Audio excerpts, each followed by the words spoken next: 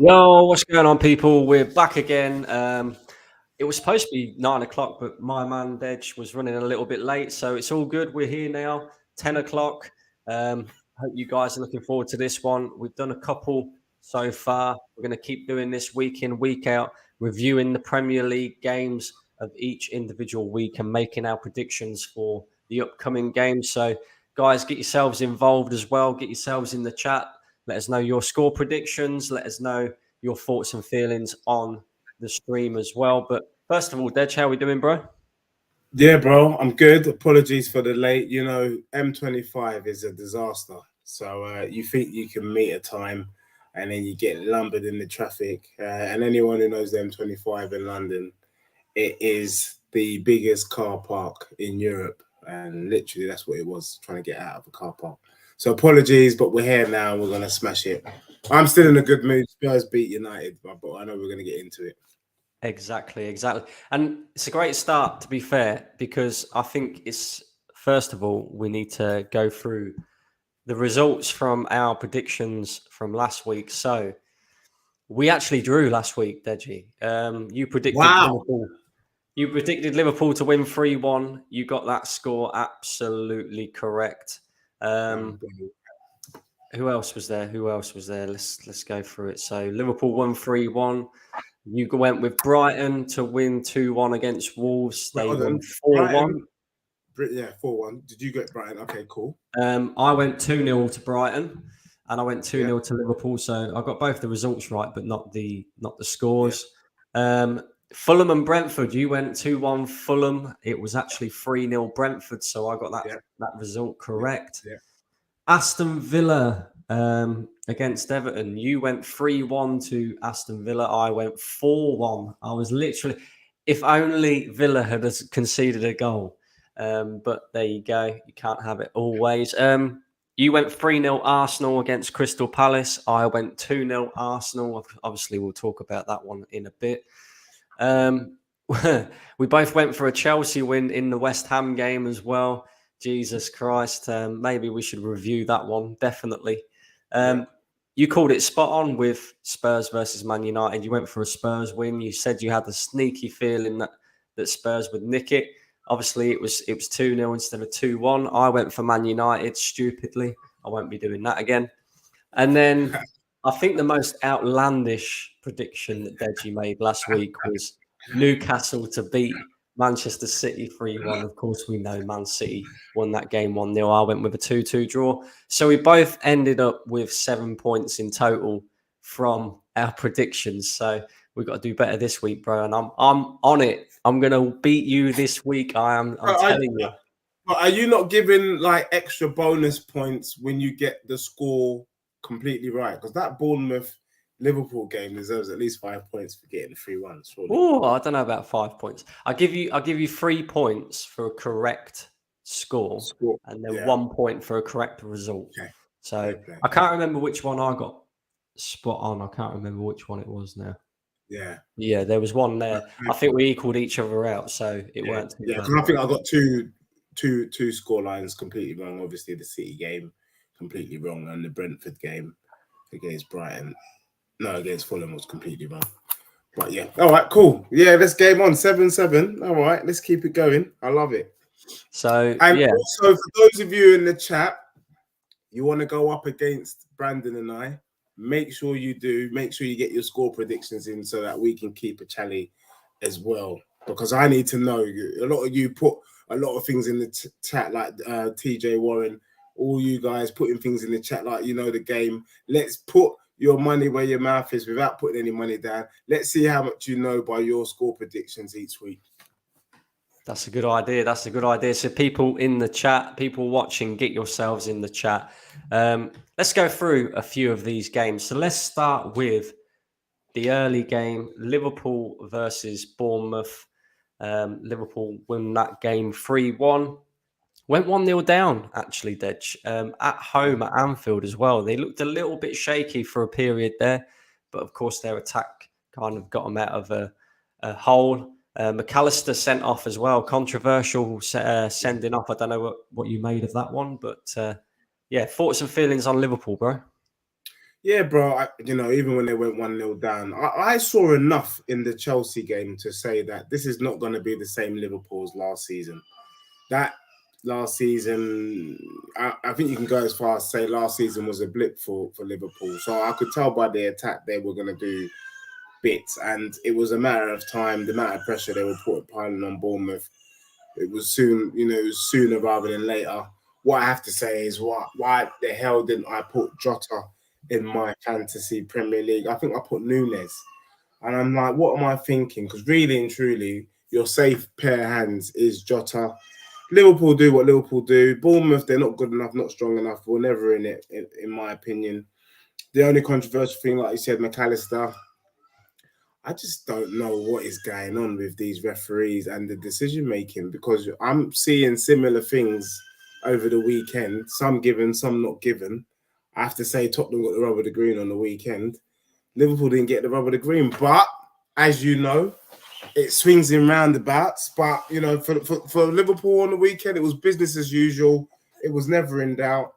And I got it absolutely spot on with the scoreline 3-1. So it's exactly what I thought it was going to be. You certainly did, bro. Yeah, I basically echo your thoughts, to be fair.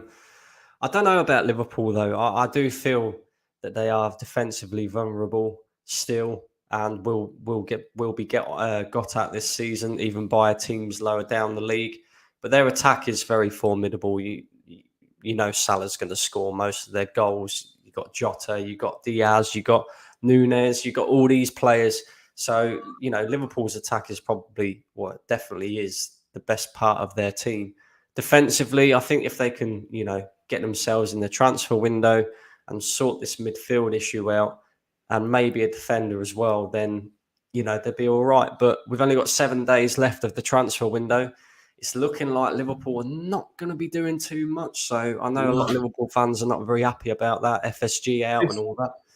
Yeah, it's weird because I think Liverpool, if I dare I say, I think they're a bit attack heavy, to be honest.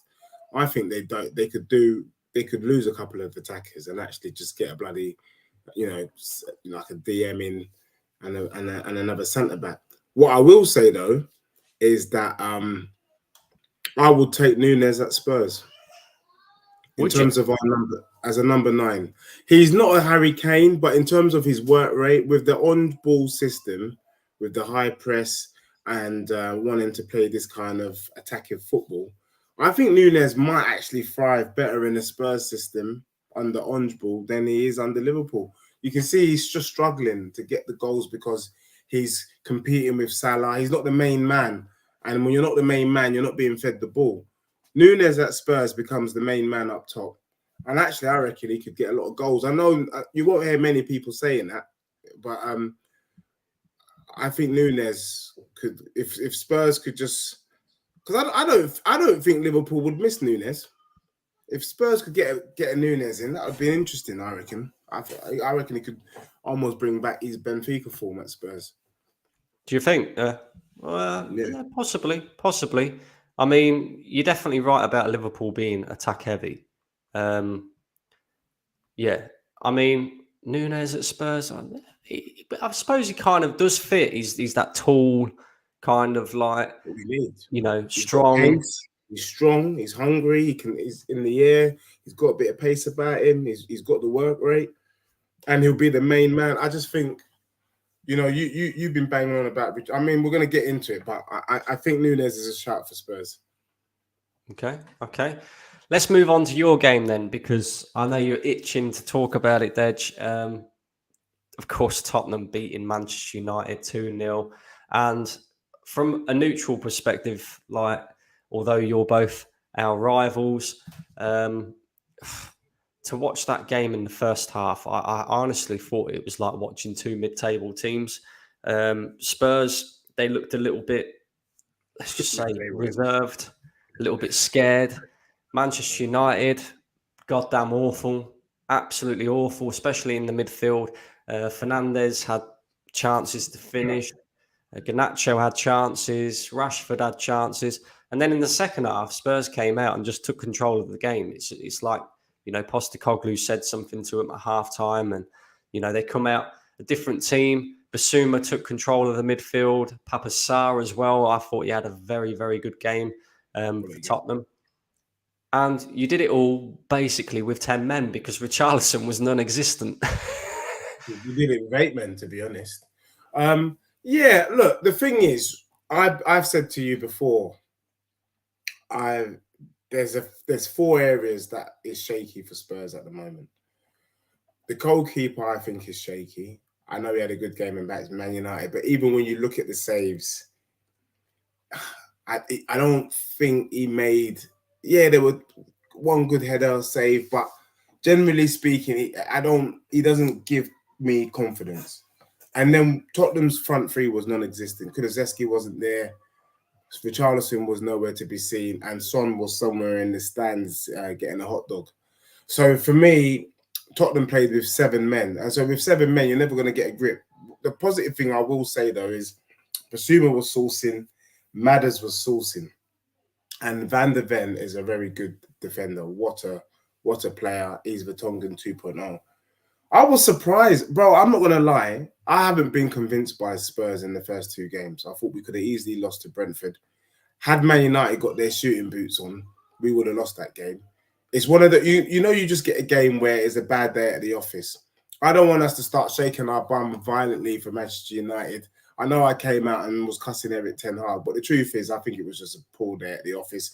And for Spurs, we were lucky that we caught Man U at this time, because the reason why I went for the Spurs win, it's going to take time. If it works, it's going to take at least 6-7 games for Casemiro, Mount, and Fernandes to work. So because I knew that, I said, this is the perfect opportunity. If there's any opportunity, it is now.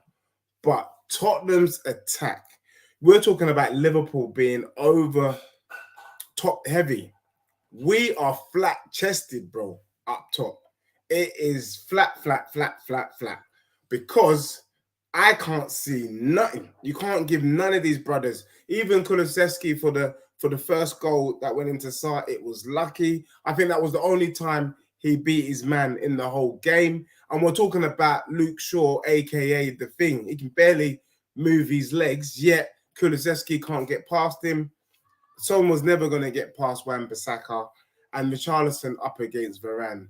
Well, we knew what time it was. So for me, I'm worried. Yeah, it's nice to see 4 points on the board. I don't think Tottenham's ever had more possession than Man United in my recent memory. So it's nice to see that we had more ball possession. But let's not get it twisted. Let's not start shaking our bums violently. I agree with you. Tottenham do look average. And if we don't sort out the front three, we will be average this season. Okay.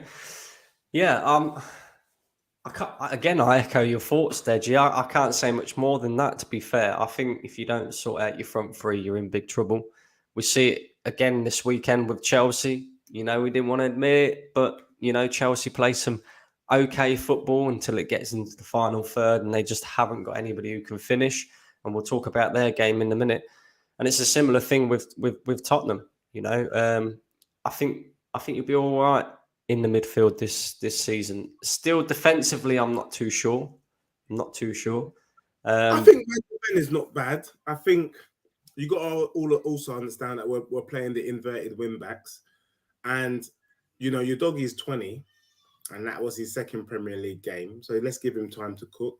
Van der Ven, 22, that was his second Premier League game. Give him time to cook. The keeper, back 22, second Premier League game, give him time to cook. So you've got a lot of players who ain't been there very long. Do you know what I mean? So let's give them time to cook. But the back line, I'm not that worried about. I think even if we were to bring in another centre-back, Romero starts with Van der Ven. We just want another quality. What we wanted is a bit like your situation. Timber's out, you can bring in a Gabriel. There's no change, because for me, Gabriel and Saliba was the team that took you second. But Tottenham, if Romero comes out, we got bloody Sanchez. And we saw what happened when Sanchez came on against Brentford. We fucking conceded 2 goals. So that's the difference. Yeah, okay. NS Sports TV says, question for Deji, who is the biggest Judas, Sol Campbell or Pochettino? all day long. So Campbell. If I saw So Campbell on the street, I'd walk straight past him. He knows he's the biggest Judas. He's the biggest Judas. And no Tottenham fan. Imagine like So Campbell was even he couldn't believe that when Tottenham were having the legends, he weren't bloody invited. That's how low So Campbell is. He sold his soul to the devil. What I will say though about Pochettino is, does Pochettino go to Chelsea if Spurs put in an offer? No. But what do you want? Is if you're looking for a job, you have a job. The people who say they love you are not offering you work, and someone else who you didn't really like have offered you a job. You're gonna take it. So Pochettino is still loved by Spurs, but I'm not gonna lie. I love to see him do rubbish at Chelsea. I ain't gonna lie. I'm not gonna have him win the league or win the trophy because that would just piss me off. But yeah, I don't look at Pochettino and think you do this. What I do look at him is I hope you bloody fail. That's fair. Yeah. That's fair. We've got another one for you, Dej. They're all coming for you tonight. Who's bigger, Leyton Orient or Spurs?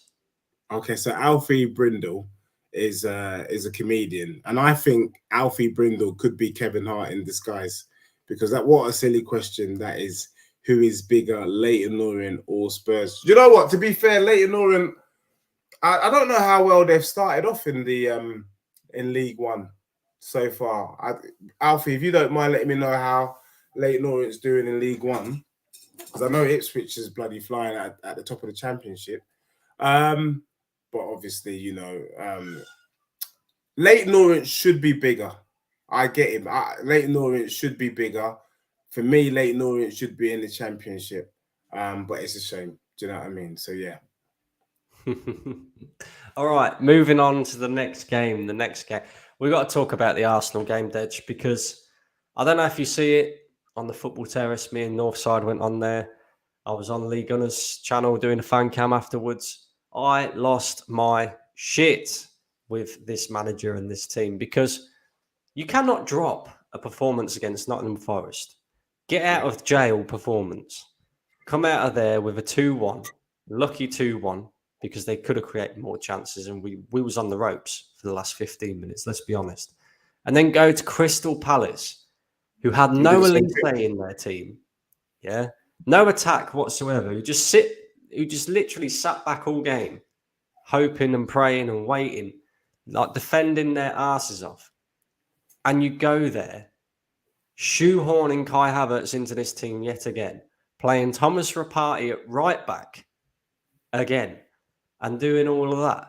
Like, no Gabriel on the bench. Saliba and Gabriel, you pointed it out just a minute ago. Saliba and Gabriel were probably one of the best defensive partnerships in the league last season. Why would you break that up? Then you've got Ben White, and you're playing him centre-back, who was absolutely shocking at centre-back in his first season at Arsenal. But he was arguably one of the best, if not the best, right-back in the league last season. Why is he doing all this, Dej? I don't understand it, bro. Brandon, and you know, this is why. You know what, people? Like and subscribe on my brother, True Gunner TV, because we are opposite sides of the track. But me and Brandon, we are brothers. And I told you, Brandon, that the reason why Arsenal might not get top 4 is not because your team or your squad isn't good enough, but because your manager is on the spectrum. Now, I worked it out. I think Arteta is the Rain Man. And what he does is he gets a box of matches, he drops them on the floor, and he counts them.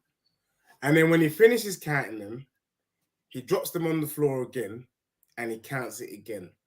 Meaning that Arteta is bored. I said to you, Brandon, before the season started, that this brother, by hook and by crook, feels the need to play Havertz because he spent 65 mil. He needs to see Havertz do well. And I said to you that if it ain't broke, don't fix it.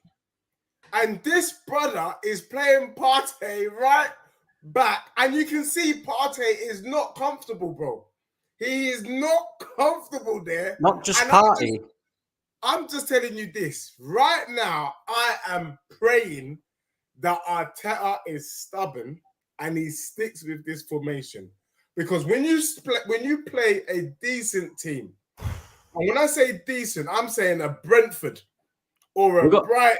Bro, we got Fulham. We got Fulham this weekend. You man are getting turned over. We got Fulham this weekend. They're all right. This brother is the rain man. That's the only thing that I can think of, because I cannot understand what this clown is doing. And that is the reason why you guys will fail again, because Arteta is bored. He thinks too much of himself. And yeah, and you know what? I say so long may it continue, mate. Because right now you guys rid your luck in that Crystal Palace game. Let's be real. You got a dusty penalty. If not for the penalty, that game's a draw. Because Nketiah Catty basically showed us why we had problems with him last season. I mean, he just does the wrong thing at the wrong time. Where he should be banging it, he's chipping it. Where he should be chipping it, he's banging it. And that's Nketiah. Not good enough, bro. It's not good enough. It's simple as that. What? Because we were speaking about the referees earlier, right? What did you make of Tomiyasu sending off? Because that was an absolute farce. Absolute farce of a second yellow card. Yeah, I mean, yeah, it was farcical because it was so soft. It was unreal. I didn't even think it was a yellow card offence, to be honest. I'm just trying to remember what happened. But, you know, again, it's one of those things where it was so soft and you guys were on the receiving end. But what you guys did do well, and I can say this, is that you kind of handled Palace well. I don't think Palace really threatened that much after that. I think Eze was doing it, but you know, the changes that he made worked, you know, and bringing on Zinchenko and Kivior at that moment to stem the tide and take off the attackers, and we could see Martinelli wasn't too happy about it. But the truth of the matter is it worked, and Arteta got it over the line. So yeah, it was harsh. I think the red card was really harsh. And I think having the yellow card, 2 yellow cards, and it can't be rescinded, I think that's just a stupid rule. I've always thought it was stupid. If you can rescind a red card, you should be able to rescind 2 yellow cards if one of the yellow cards is wrong. So this idea that even if it's a mistake, we still got to crack on, they got to look into that, because I just think that's a stupid rule. Yeah, 100%. It's. I mean, Jesus Christ!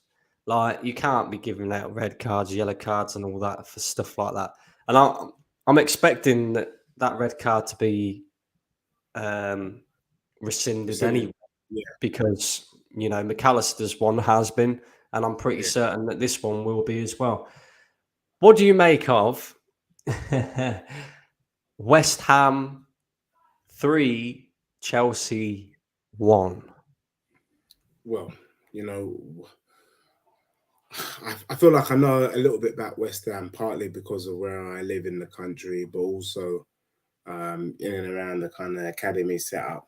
And you know, with West Ham, and you know, West Ham fans won't like me for saying this, but it is very much bish bash bosh, and you know, it's a bit like the Royal Rumble. Who's going to be the last man standing? And Antonio, mate, is one of the biggest wrestlers I've ever seen. What a guy, and what power. And the thing with West Ham is on their day, they can be a nuisance. And it was a great result for them. Chelsea had chances to win that game. And if Enzo scores the penalty, Chelsea win. It's as simple as, because they were oozing tomato ketchup in that first half. But these brothers, I just don't get it. That was a dusty penalty. West Ham, you know, they get a pen, they bang it in, I think, and then you know they kind of finish it off towards the end. And they got hit. They just got hit. It was a hit and run performance from West Ham. What West Ham do? We hit and we run, and Chelsea just couldn't hack it. You know, all those newbies just couldn't hack it. I hope Chukwuemeka is not injured too long because I think he's a class act. I think what a quality player. Him and Jude Bellingham in that England team for the future under Southgate's new team, they would be sourcing some peri-peri sauce from Nando's. I can tell you that one for free. But yeah, I think, you know, I'm not going to read too much into it. Pochettino, if you look at Chelsea from last season and this season, they're already a different team. It's a matter of time before it clicks. And when it clicks, it's scary. The only thing that I will say is that a lot of people were shaking their bum violently for that Nicholas Jackson. And I'm going to have to say that he's no Drogba, mate. I think for Villarreal, yeah, he was the bee's knees. When you play in the Prem, you're just like everybody else, mate. And, you know, Leroy Lita, someone I met when I was at uni back in Bristol, top dog for Bristol City, banging in goals for Reading. Got to the Prem, I think he got about 9 or 10 goals at Borough, you know, and he was levels. So, point being, Nicholas Jackson, great player, but maybe not quite the level for the Prem. It's interesting. I actually quite rate him. I think he looks good in certain aspects. I do think he needs to obviously get up in terms of his clinicalness and start scoring more goals. But I think he'll be okay. I think he's more of a confidence type player. I think when he starts scoring a couple of goals, I think you'll start to see a few more goals from him. But yeah, I mean, Chelsea are reportedly looking at or have inquired about Balogun at Arsenal to solve their goal scoring issues. Arsenal apparently quoted him a premium and basically said, look, he's up for £50 million, but if you want him, it's 60 million. I'd pay it. So it'd be interesting to see what happens with Balogun because there's Monaco that are interested in him, Chelsea, and there's a bit of a bidding war going on between the two at the moment. So I'd pay it. You know, the person who I think Spurs should go for as well? One of your old boys, Akpom. I think he's just been signed by Ajax. He's gone there for like 15 mil. I think he's going to bang goals this season, to be honest. I think he's going to score at least 20 plus goals over there. And I think Spurs should do the cheeky thing and bring him back to the Prem. That's the sort of quality that we're looking for up front. With, you know, no one's looking at him, but remember it on this channel, said there first, exclusive. Akpong will be back in the Prem cooking. And I think if Tottenham are smart, we should put in a bid from now so we can get him cheap because I think he could be just as good as Balogun. Okay, all right, that's an interesting take. I think Chelsea will be okay if they can make Jackson start scoring. I saw him pre-season; he looked promising. He definitely looks promising. Look, everything about Chelsea looks promising at the moment, apart from the fact that they cannot finish their chances. I think when it clicks, like Deji said, it's gonna be, yeah. You can already see the football that they're playing. You know, the style of play, everything that they're doing. It's a young team. It's a young team. Yeah, it's a young team. Young team. If you're being honest as well, I don't know how many, because they've signed so many players. I don't know how many of these players have actually played together. So it's going to take time to build relationships between players and stuff like that. So I understand, you know, Chelsea will be just fine. When it clicks, they will be just fine. Yeah, no problem at all. Let's talk Newcastle and Manchester City then, Dej, because we was both optimistic that Newcastle would go there, get a result. They just slapped up Aston Villa 5-1 the week before. Very formidable, dangerous side, Newcastle. And Manchester City just didn't give them a sniff, did they? They didn't. And I feel like I learned something new about City. I mean, everybody, you know, the thing is, it's so easy to say City is so good. But why are they so good? Now, the reason why I thought that Newcastle could do a number on City this weekend was sheerly because of the physicality. We're talking about a Newcastle team with an average height of about 6'2". You know, apart from Trippier's bringing that down because it would be 6'5". If you look at the back line, everyone's 6 foot apart from Trippier. Midfield, everyone's 6 foot. Isak is 6 foot. Do you know what I mean? Almiron is not 6 foot. I think even Gordon might even be bloody 6 foot for crying out loud. And then Pope is a man mountain. But one thing I saw them do against Spurs and when they rattled you guys is that physically it's hard to cope. It's not that they're better footballers, but when you're under pressure and the high press and you're dealing with very physical sides, I remember Villa are quite physical as well, and Doherty got injured. I thought it might be long for Foden and Grealish, the pretty boys who ain't really into all of that. And what did I see? I saw pretty boys, Grealish, getting stuck in. I'm seeing Phil Foden riding challenges like he's an express train. And I'm like, bloody hell. And I saw a different side to City that I'd never seen before. They can give as good as they can take, mate, because they took licks against Newcastle. And then they made Newcastle do doggies on that pitch. And I was like, rah. Like Alvarez as well. I mean, these are small guys, bro.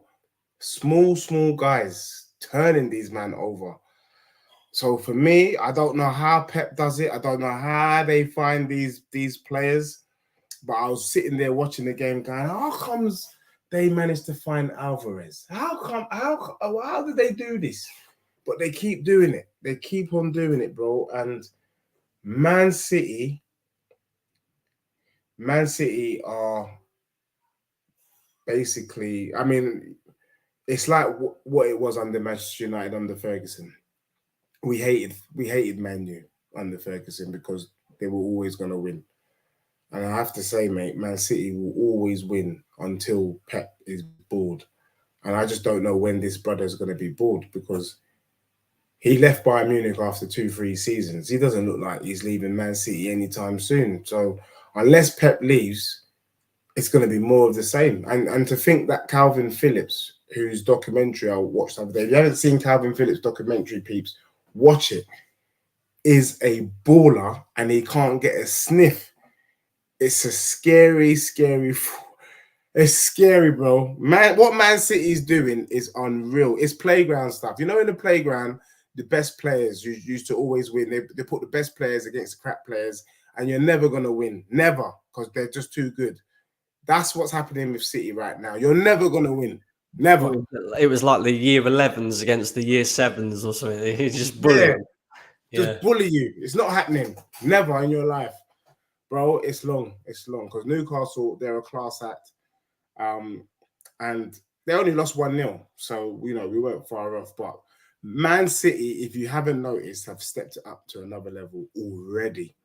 And I think that's the bit that's scary. Because they're not even cooking yet. This is just, this is still their slow start stage. But, no. Man City are something else, mate. These man could go do the invincible season this season. I tell you what, Man City could go invincible this season. That's a shout. I mean, yeah, you're right. Like Manchester City normally start slow, and they've just easily beaten a Newcastle side that are formidable. They've. I can't remember who did they play on the opening weekend. I can't remember now. They played. They spanked someone 3-0 Burnley. Burnley, that's it, yeah. Who are going to be another very good side in the Premier League this season. You mark my words. So they've beaten two very good teams comfortably already, and they ain't even got started. And then on top of that, Dej, right? People look at Manchester City's midfield, Manchester City's attack, and that's the reason why Man City is so good. I watched them against Newcastle. And their defense is frightening as well because they didn't give this team a sniff. I think Newcastle had one maybe clear-cut chance. The rest of them were like half chances, not really, anything that you can kind of say, they had clear-cut chances and stuff. The way that Man City are defending, the way that Pep's got them playing as a well-oiled machine again already, they're winning the league this year comfortably. They'll win the league by a minimum of 10 points this season. I can guarantee that to everyone now. It's not fair what they're doing, but at the same time, I wouldn't change it. And what do I mean by that? You know, in America, you know, they have the draft system, and every year, the way they do the draft, I don't fully understand it. Maybe TJ Warren or one of the kind of Oregon Gooner can explain the kind of draft, but the way it's done with the NFL and basketball, you will always get a new team. It's crazy. In America, a new basketball team will win because they'll get first pick the next year and blah, blah, blah. Part of me thinks maybe we need some of that in the Prem so that at least the teams that never get a chance to be up there get up there. But then it just messes with the whole feng shui of it all. But new Manchester City right now, unless there's Armageddon, are going to continue to be popping this league for fun. And that is a scary thought. The only thing that I would like to see, and I'm dropping an exclusive, is can Pep win the Prem with Man City with an all-English 11? Because I think after this, that's got to be the next challenge. Can you win it with just all English players? And if he does that, mate, then take a bow. He's already the greatest manager in history, but I think that's the next level for me. Can you win the Prem with Man City, all English players? Do you think that's the target for Man City this season? Is Arsenal's invincible record? Because obviously they won the treble last season. You can't really do much better than winning the treble other than, the quadruple. But Pep has in recent times spoken about in some interviews about Arsenal's invincible team. And he sees that as the greatest achievement in the Premier League. Do you reckon that's what they're going for this season? Yeah, bro. Look, you got to remember. Let's put some respect on it. A whole season right into the game. Do you know how tough that is, bro? That there is legendary. Again, playground stuff. When you used to play football in a Sunday league, there used to be that bloody bogey team that no one could beat. You always wanted to beat them, but you turned up, you were pumped, and then they're slapping you 4-1, and you're like, shit, I lost again. That's Man City. I think they can. And Pep is the sort of guy that is always challenging himself. Last season, the challenge was the treble. That is what it was. He went for the treble last season and got it. This year, he doesn't need to do the treble. This year, can we go unbeaten in the Prem? Then we've done it all. And then the year after is, can we win the Prem with an all-English side? And then he should just be the England manager, to be honest with you, at that stage.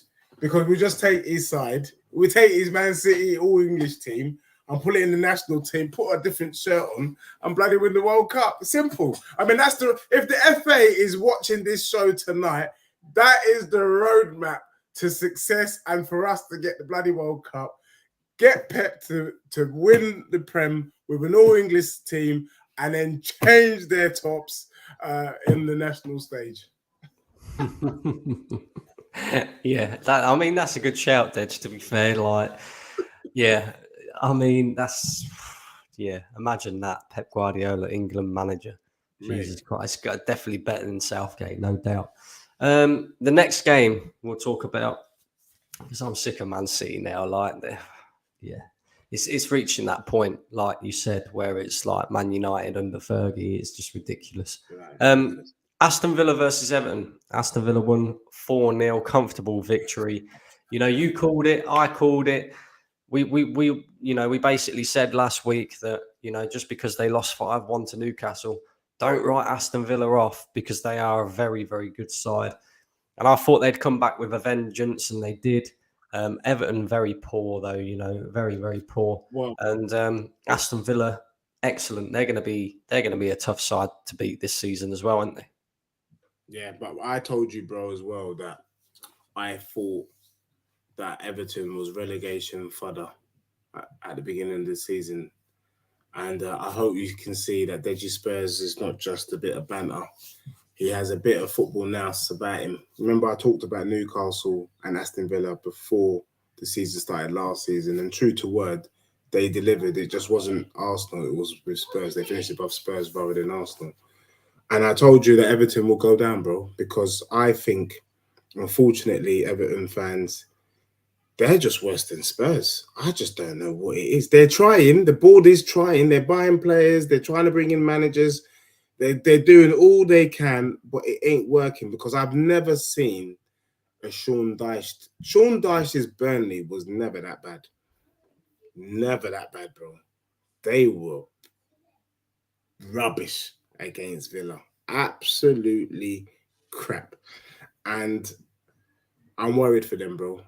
Sheffield United has better chance of staying in the Prem than Everton this season. And that's the bloody truth. I couldn't agree more. I think you'll see Everton go down this season as well because, you know, Sean Dyche has had a bit of time there now. Just doesn't seem to have clicked, you know. And Everton, like you say, their owners have tried. They've spent money. They've brought in players. They've done all this, and it just doesn't seem to work. They are cursed. They are like Spurs. They're just cursed. And yeah, I can see it ending where Everton end up going down. What about Aston Villa? Where do you think Aston Villa will kind of finish in the season? I think Aston Villa will be in the top 8 for sure. Yeah, because I think they finished. Where did they finish 7th last season? Did they finish just 7th? Yeah, above Spurs. So yeah, they'll be top 8, but I'm not sure where. But definitely top 8. you do know that this season the top 5 teams get Champions League football this season. You don't know? Yeah, I do know, but I can't. Can you not see like an Aston Villa sneaking into? No, not even in 5th place. No, not good enough. Not good enough for me. Okay. Maybe a Europa, but not quite Champions League. The other thing is it opening the 5th place, and maybe this is for another show. It just makes it makes a mockery of the Champions League, to be honest. Because for me, you have to earn your right. It's almost the Champions League is almost a little bit like you get a medal whether you win or lose. Because what are we doing? What are we going to be allowing 7th to play in the Champions League? Do you know what I mean? For like 5th, for crying out loud, that's a joke. For me, it's champions. If you're 1st, you play Champions League. Simple. That's what it's bloody called. You can't. There's nothing champion about being 5th and playing in that competition. I don't get it. I really don't get it. And I think UEFA have just gone mad. But allowing 5th in the Prem is a bit of a joke. And it's a kick in the teeth for the other leagues. I'm so surprised that the Bundesliga, La Liga, Liga 1, whatever league, blah, blah, blah, all that bloody stuff, and are allowing this to happen because it's just diluting all their leagues. That's true. It is a strange thing. Maybe we're going to see like the top 15 soon playing Champions. It's a joke, mate.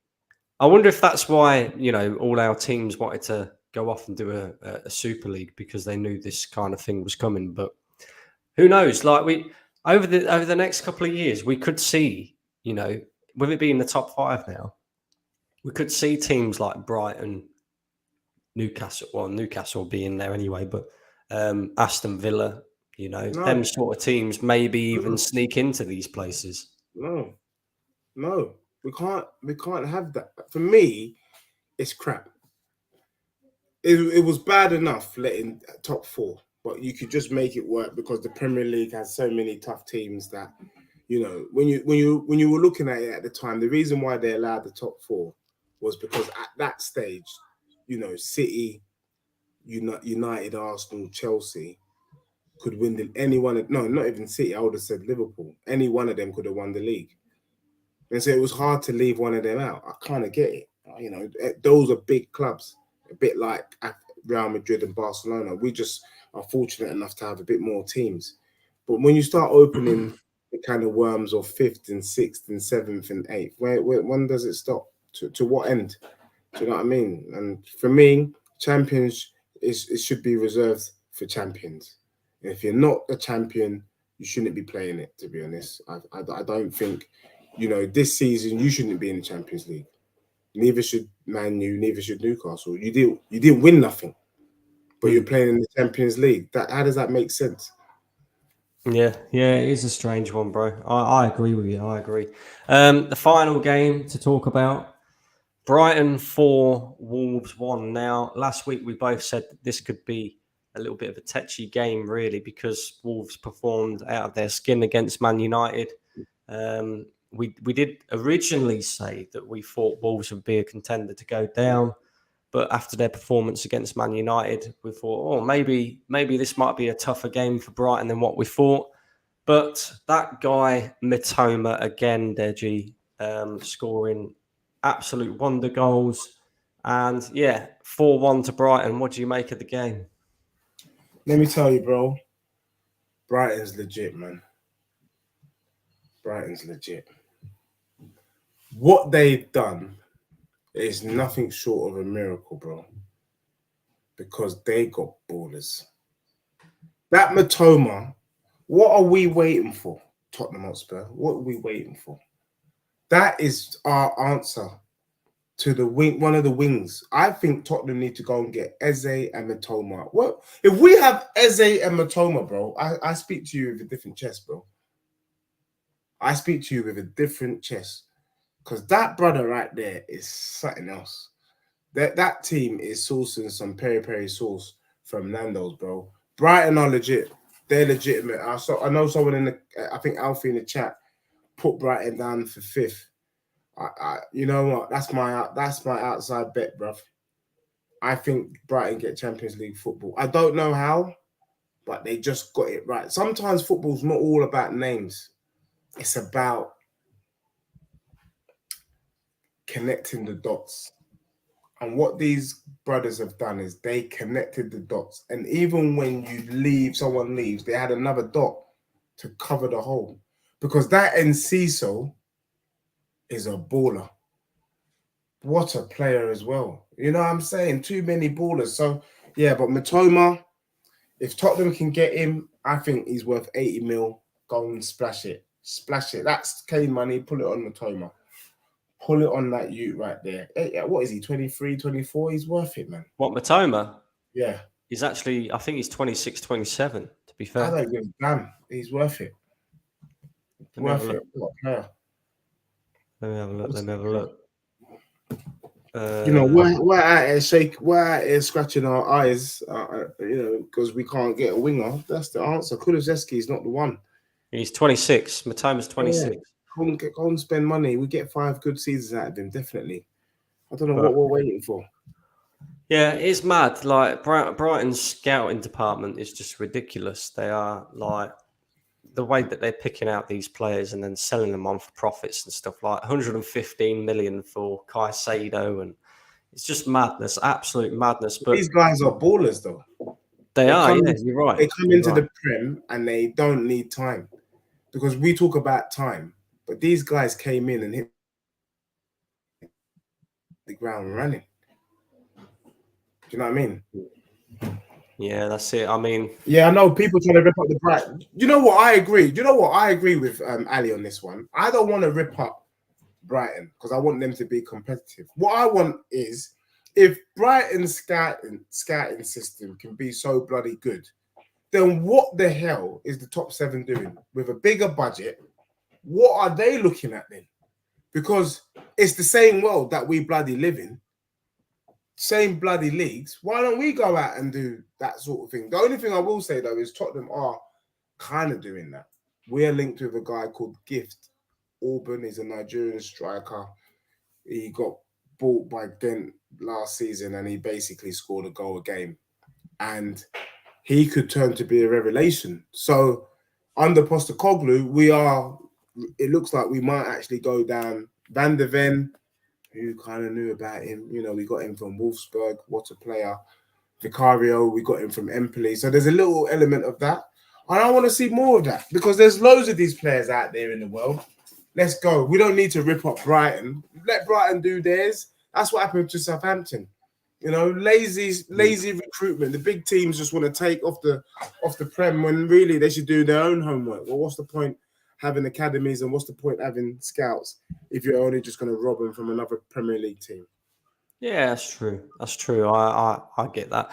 Arsenal being linked with Evan Ferguson as well from from Brighton. So, and they're quoting a large fee for him as well. I think it was somewhere in the region of £80 million. They're talking about 120 for Spurs for that lad. And the thing is, he might flatter to deceive.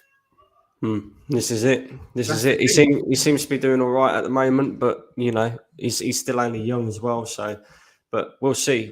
So now that all of the last weekend's games have been covered and whatever, let's get into our predictions for the weekend's games ahead. So, people in the chat, make sure you're joining us as well. Make sure you're getting your predictions in the chat.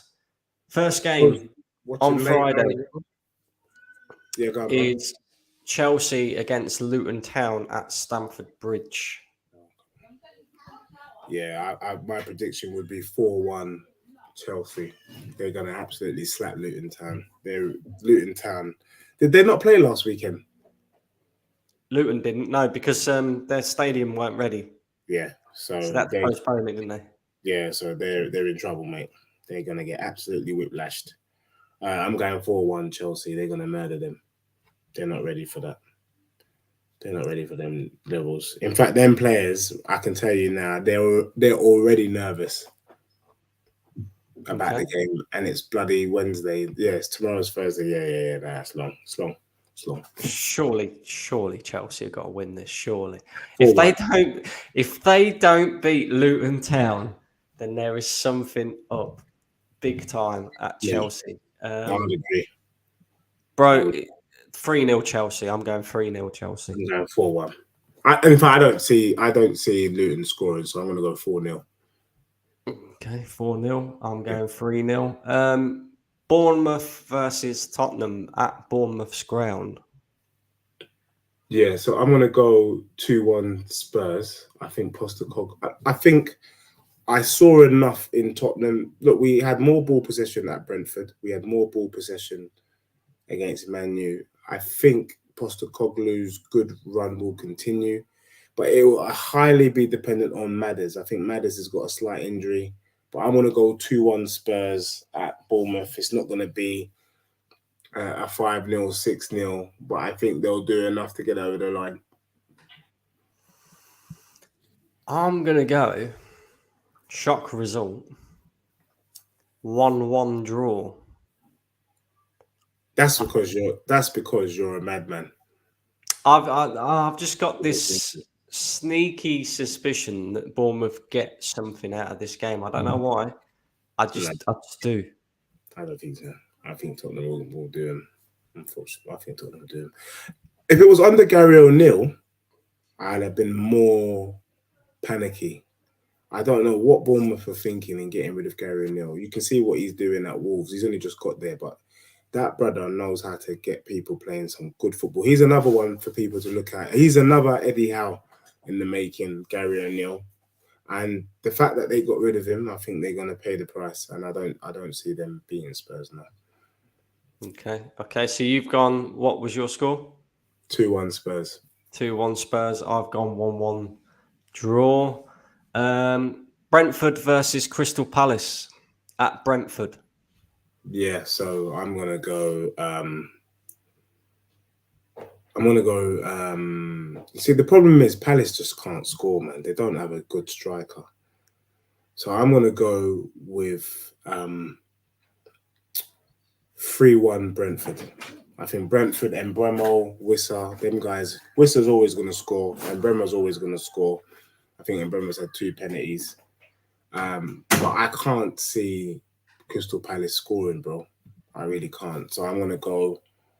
I'm gonna go 2-0 Brentford. Okay.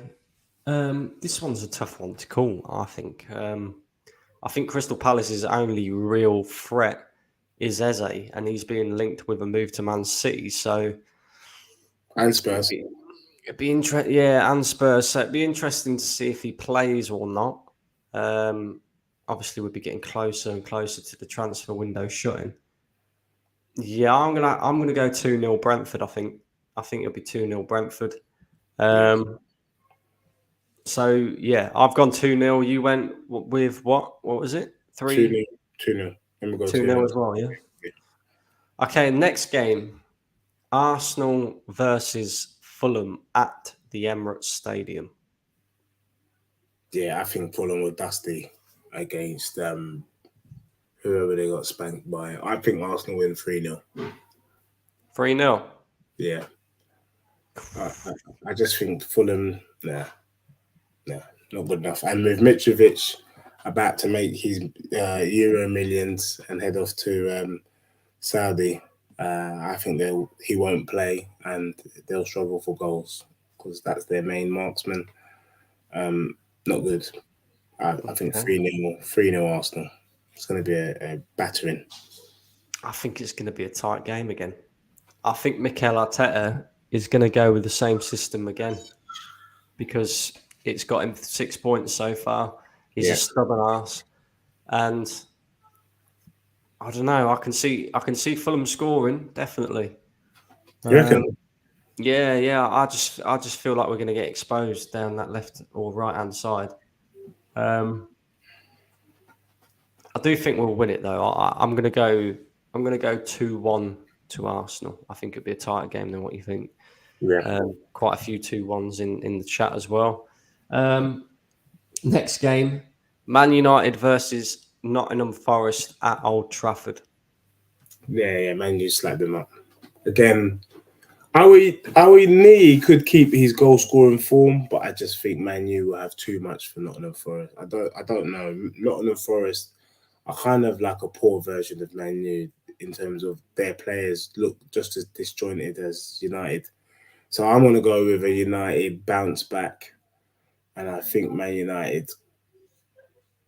I think Man United win 3-1. 3-1. We've got some in the chat here 3-0, 4-1, 3-1. Yeah. I'm going to go, I think 2-0 to Manchester United in that game. I don't see how Forest can beat them, especially at Old Trafford. Yeah. And I like you would said, need might score, but I don't think they will win. I don't see it. I'll be very surprised if they beat Man United at Old Trafford, especially after their two opening performances. I like you say, I think it'll be a bounce back. This game here is going to be very interesting. This next one is Everton versus Wolves, and Everton are at home.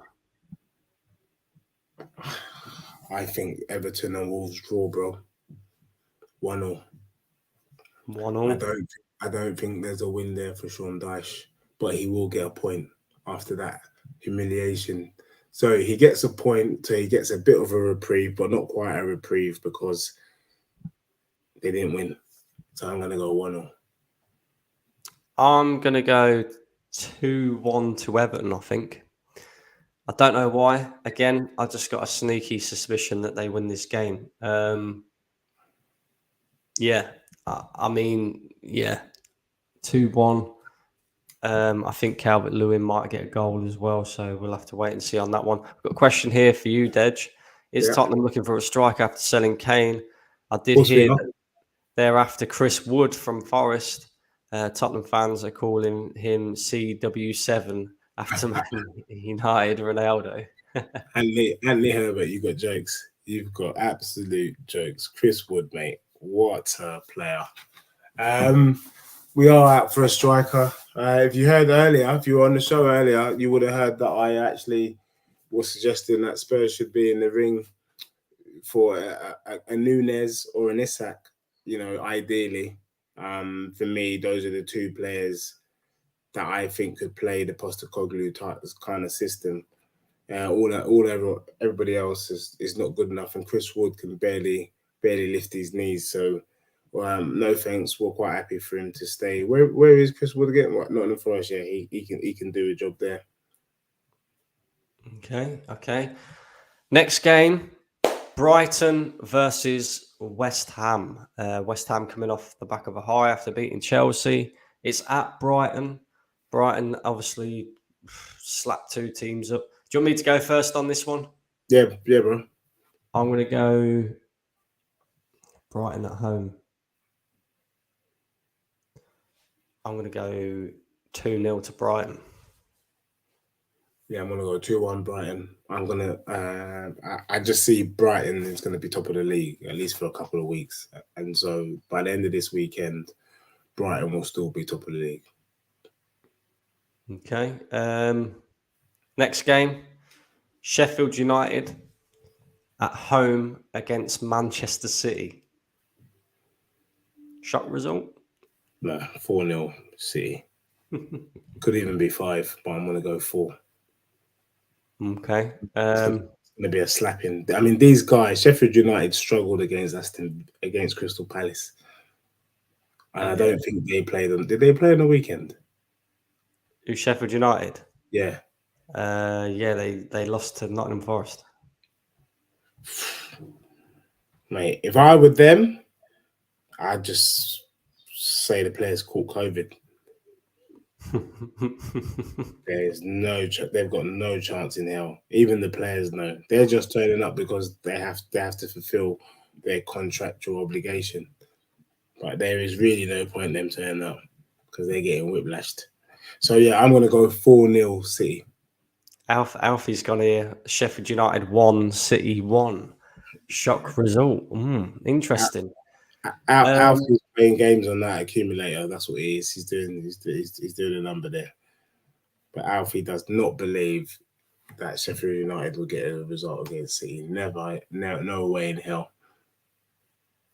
I'm going 5-0. 5-0 City. I want to go 5, but I'm going to be conservative and go 4. I don't see Sheffield United scoring. I just think this is one of the games that Haaland's going to bang a few goals just to get himself up there for the Golden Boot again this season. Yeah, it's going to be an absolute slapping. I mean, the Premier League managers will say there's no easy games in the Prem, but for Pep, this is an easy game.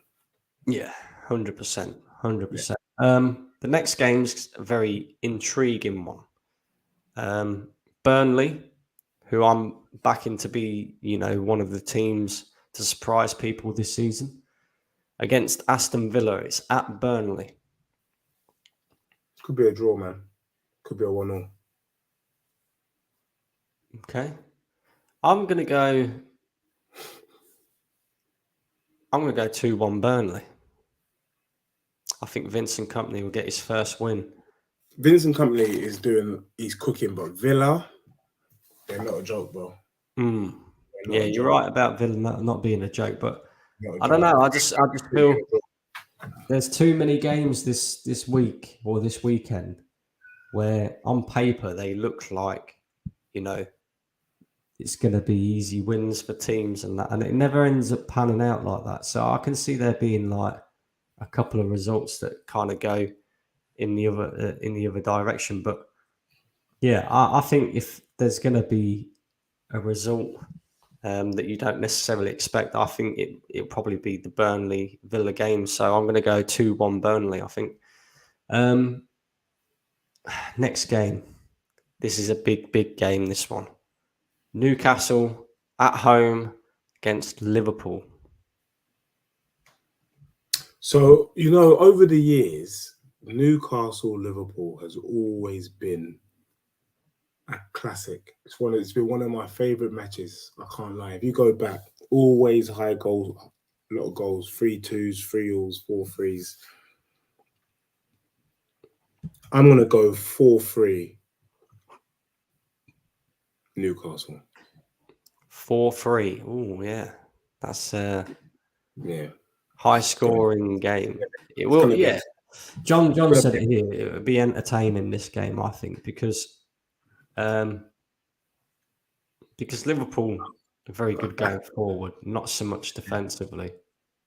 Whereas Villa are very much, Newcastle are very much defensively sound. So yeah, I think Newcastle will be tough to penetrate. I think there's gonna be goals, but I just think Newcastle's gonna have a better season than Liverpool this year, and they don't have the kind of defensive problem. Newcastle's first 11 is crazy. I'm going 4-3 Newcastle, taking us back to when Liverpool had Roy Evans in charge, and Newcastle were under Kevin Keegan. I just picture that in my mind. I picture Stan Collymore scoring some goals. I picture Peter Beardsley, the kind of the good old days. But I see Newcastle taking this 4-3. Okay, I'm going to go with footy chats here. I'm going to go Desmond 2-2. 2-2. Desmond 2-2. I love that. Yeah, Desmond 2-2. Yeah. 2-2. I think, I think it will be a high scoring game, but I think it'll be a high scoring draw, to be fair. I just can't split the two teams, to be honest with you. But if I had to pick a winner out of the two, I am leaning more towards Newcastle purely and simply because of their defence. Big up Tony Claude in the chat, by the way. There we have it. That's our predictions, guys, for this weekend's fixtures. I think John said he had the same image as me. He see, these are people who know the game of football. When you picturing the game, you're thinking Stan Collymore, Peter Beardsley, the good old days, and those classic Newcastle Liverpool games. And I think this one's going to be another classic, mate. It's really going to be, because Liverpool are not defensively sound as they used to. Newcastle, they're robust, man. They are robust, and St. James's Park right now is something, mate. If Newcastle come out of this with a win, what a start to the season. That's a ropey start. Villa, City, Liverpool, and to come out with that with potentially 6 points, mate, that's no walk in the park. So just big up. That's true. That's true. So there we have it, guys. That is our predictions for this weekend's fixtures. Anybody who's watching on playback, you're more than welcome to put your predictions in the chat. Big up all the people that have been watching. Make sure you subscribe to the channel if you're not already. Make sure you hit the subscribe button and the notification bell. And of course, head over to Deji's channel as well, Deji Spurs. Show him some love. Send a subscribe over there as well. And look, we'll be back again, same time next Tuesday. You okay for Tuesday next week? Yeah. Yeah, of course. Every Tuesday, mate. Every Tuesday. So it will be 9 o'clock on Tuesday.